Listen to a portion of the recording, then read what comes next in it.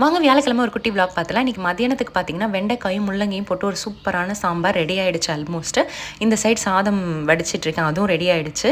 அப்புறம் பார்த்தீங்கன்னா காராக்கருணை வறுக்கிறதுக்காக குட்டி குட்டியாக கட் பண்ணிகிட்ருக்கேன். இது ரொம்ப சிம்பிள் தான், நான் நிறைய ஷேர் பண்ணியிருக்கேன் இந்த ரெசிபி. குட்டி குட்டியாக கட் பண்ணதுக்கப்புறம் பார்த்தீங்கன்னா உப்பு, மிளகாத்தூள், மஞ்சத்தூள் போட்டு பெசரி வச்சுட்டு ஒரு 10 நிமிஷம் கழித்து எண்ணெயில் போட்டு வறுக்க வேண்டியதான். காலை சாப்பாட்டுக்கு பார்த்தீங்கன்னா கோதுமை தோசை தான் இன்றைக்கி. அதில் கேரட், வெங்காயம் அதெல்லாம் போட்டு மிக்ஸ் பண்ணி வச்சுருக்கேன். ரொம்பவே நல்லாயிருக்கும் இந்த தோசை, ட்ரை பண்ணி பாருங்கள். மாவில்லாத டைமில் இது ரொம்பவே ஒரு கை கொடுக்கும் அப்படின்னே சொல்லலாம். பூண்டு சட்னி தான். பூண்டு சட்னியில் கொஞ்சம் தேங்காய் போட்டு அரைச்சோம் அப்படின்னா என் பையனுக்கு ரொம்ப பிடிக்கும், அதுதான். ஸோ குட்டி குட்டி தோசை ஊற்றி அவனுக்கு டிஃபனுக்காக ரெடி பண்ணிகிட்ருக்கேன். சைட் பை சைட் காராக்கரணியும் எண்ணெயில் போட்டு பொரிச்சு எடுத்தாச்சு. அதுக்கப்புறம் பார்த்திங்கன்னா எனக்கு ஹஸ்பண்டுக்கு வந்து காலையிலேக்கு கவுனி அரிசி இருந்துச்சு இல்லையா, ஸோ அதில் கொஞ்சம் கஞ்சி மாதிரி வச்சாச்சு. இந்த நேந்திரம் வாழைப்பழம் ரொம்ப நல்லாயிருக்கும், ஸ்வீட்டாக. நம்ம ஊரில் வாங்குறத விட இங்கே நல்ல டேஸ்ட் நல்லா இருக்க மாதிரி எனக்கு இருக்கும். யாருக்கெல்லாம் நேந்திரம் வாழைப்பழம் பிடிக்கும் அப்படிங்கிறத மறக்காமல் கீழே கமெண்ட் பண்ணுங்கள். ஸோ ஆல்மோஸ்ட் எல்லாமே ரெடி பண்ணிட்டேன்.